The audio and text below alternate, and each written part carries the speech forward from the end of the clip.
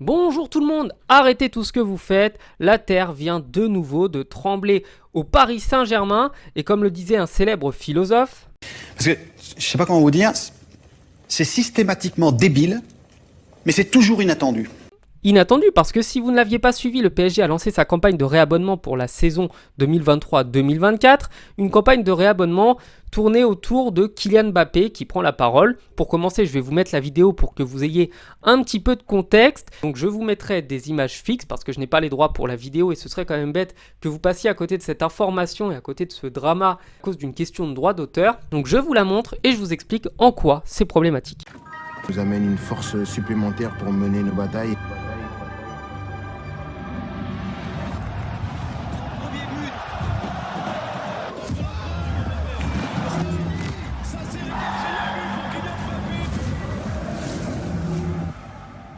Être parisien, déjà, c'est être fier.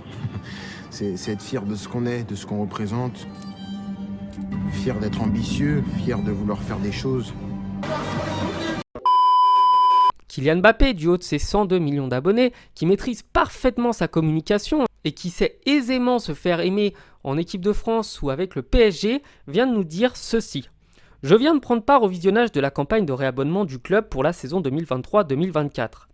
À aucun moment je n'ai été informé de la teneur de l'entretien avec mon interlocuteur. Là pour moi le PSG fait une faute grave parce qu'ils sont quand même censés prévenir les joueurs de ce à quoi ils participent, c'est tout de même leur nom et leur image qui est impliqué. Cela ressemblait à une interview basique lors d'une journée marketing du club. Je ne suis pas en accord avec cette vidéo publiée. Voilà pourquoi je me bats pour les droits sur l'image individuelle. Le PSG est un grand club et une grande famille.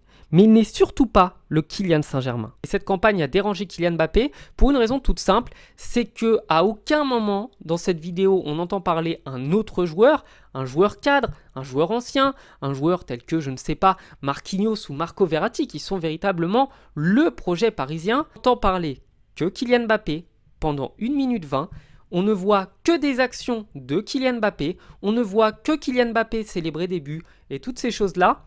Et on a sincèrement la sensation que le Paris Saint-Germain n'axe son futur qu'autour de Kylian Mbappé, qu'il est le seul au club, qu'il est le seul joueur dans l'effectif, que rien d'autre que lui n'existe à Paris. Et c'est pour ça que le joueur n'est pas content, parce que Kylian Mbappé, on lui a souvent reproché de vouloir être la seule star, la seule étoile au club et de vouloir écarter à tout prix tous les concurrents. Et cette campagne du Paris Saint-Germain est exactement ce qu'on reproche à Kylian Mbappé, à savoir, il n'y a qu'un joueur dans le club, il n'y a qu'un joueur dans l'effectif, et on considère tous les autres comme des joueurs de seconde classe, des moins que rien, des joueurs inutiles, même si pour critiquer ça peut se comprendre. L'idée de Mbappé, c'est que le PSG est un club, que le club doit être au-dessus du reste et que le club ne doit surtout pas s'amuser à mettre un joueur au-dessus du lot comme ils l'ont fait, quand bien même ce serait Kylian Mbappé. C'est pourquoi notre natif de Bondy se bat pour que les joueurs aient un droit de regard sur tout ce qui sera publié en leur nom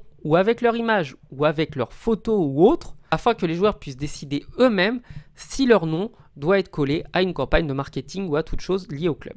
Voilà, c'était le petit drama du jeudi. Kylian Mbappé nous régale à chaque fois et c'est toujours fabuleux de se dire que le PSG s'enfonce mais qu'il continue systématiquement à creuser. Je vous dis donc à bientôt sur la chaîne. Ciao.